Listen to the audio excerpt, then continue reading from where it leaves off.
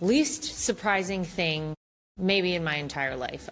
For those of us who lived through this, let's just go back for a moment. If you recall, there was something called the Steele Dossier. Remember where that came from? That was produced and funded via the Hillary Clinton campaign. It was Hillary Clinton and her campaign who actually colluded with Russia. They made up a dossier to then try to sway the results of the 2016 election in her favor and away from Donald Trump.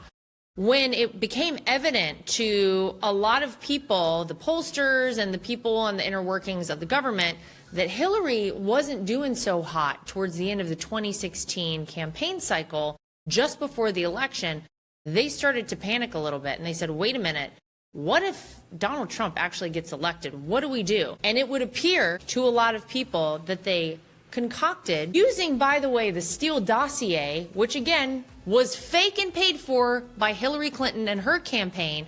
They concocted this whole narrative that Donald Trump won the 2016 election because he colluded with Russia, because Russia interfered in some way. And that's what they ran with. All of their foundation on this was shoddy and was fake and false. And it also appears that the head of the whole thing was the president of the United States at the time, Barack Obama. I say it's not shocking because I lived through it, because I got to see people who were campaign staffers who did absolutely nothing wrong, lawyer up, have to pay tens of thousands of dollars, bankrupt themselves in order to defend themselves because they had to go and testify in front of the United States Congress. I believe my brother-in-law, Don, was even dragged into some of this nonsense. You also then had 2.5 years of what we all remember was the Mueller investigation. It cost our country and our taxpayers here $30 million to come up with the conclusion that, oh no, actually it turns out Russia did not interfere in the 2016 election.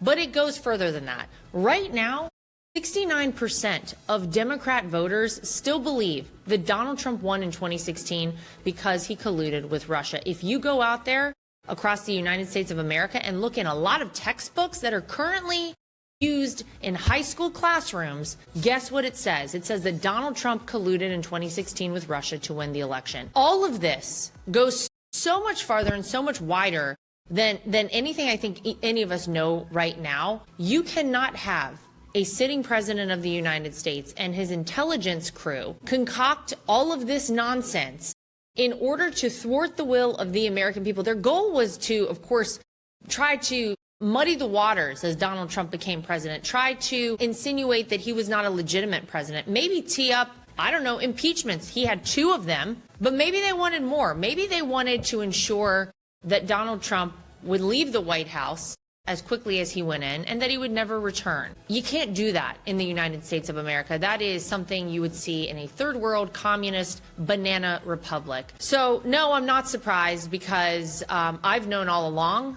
that it was nonsense. I've known all along that it was a lie. I have said it every single time I have been asked, as has my husband, my brother-in-law, my father-in-law, everyone who was part of our campaign in 2016. And it was so bad in some moments that those of us who lived it looked at each other and we said, I mean, they're so sure about this. Was there something that happened that maybe we didn't know about? Yeah.